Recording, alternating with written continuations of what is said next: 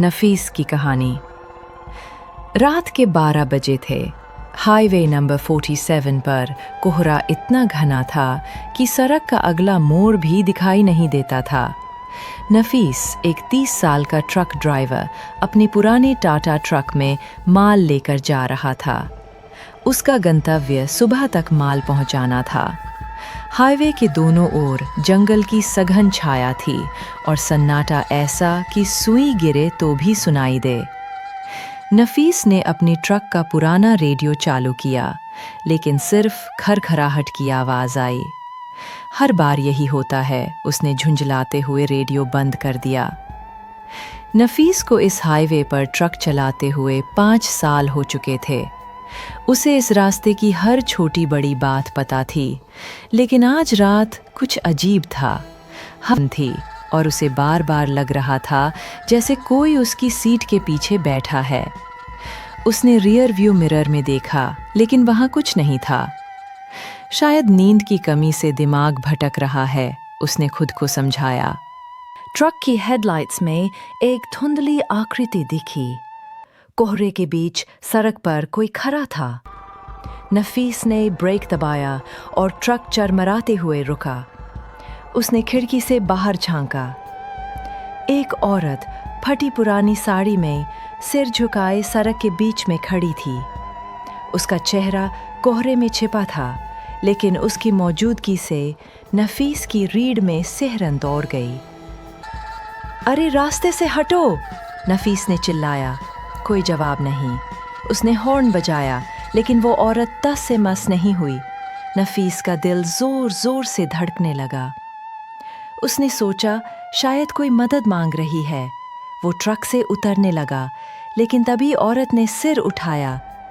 उसका चेहरा देखकर नफीस की सांस अटक गई। उसकी आंखें नहीं थीं, सिर्फ काली खोखली गड्ढे। चेहरा इतना पीला था कि लगता था जैसे उसमें जान ही नहीं थी। की ओर बढ़ने लगी। उसकी चाल ऐसी थी जैसे वो जमीन को छुए बिना तैर रही हो। नफीस के माथे पर पसीने की बूंदें छलक आईं। उसने अपनी जेब से एक पुराना ताबीज निकाला जो उसकी दादी ने उसे दिया था।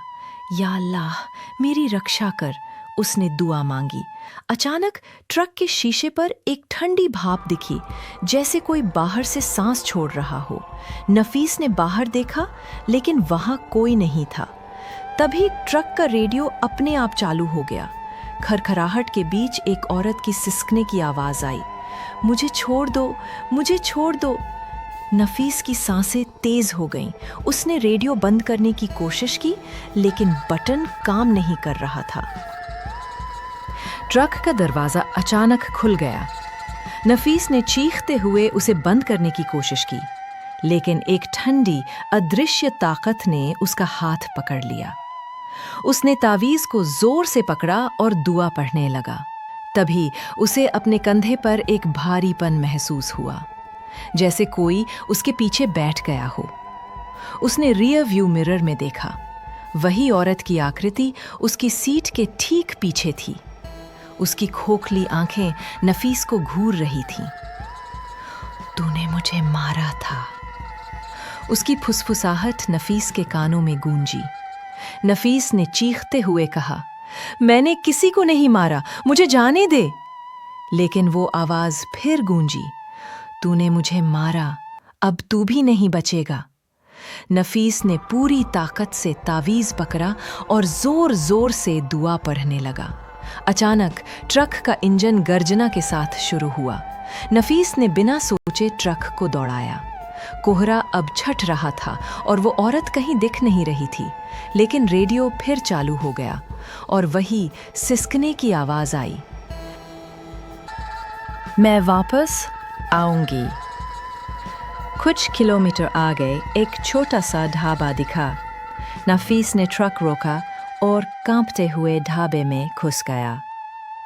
वहां कुछ ड्राइवर चाय पी रहे थे। नफीस ने अपनी कहानी सुनाई। एक बुजुर्ग ड्राइवर, जिसके चेहरे पर समय की लकीरें थीं, बोला, बेटा, तुम उस भूत से मिले हो। कई साल पहले इस हाईवे पर एक औरत की ट्रक से टक्कर में मौत हो गई थी।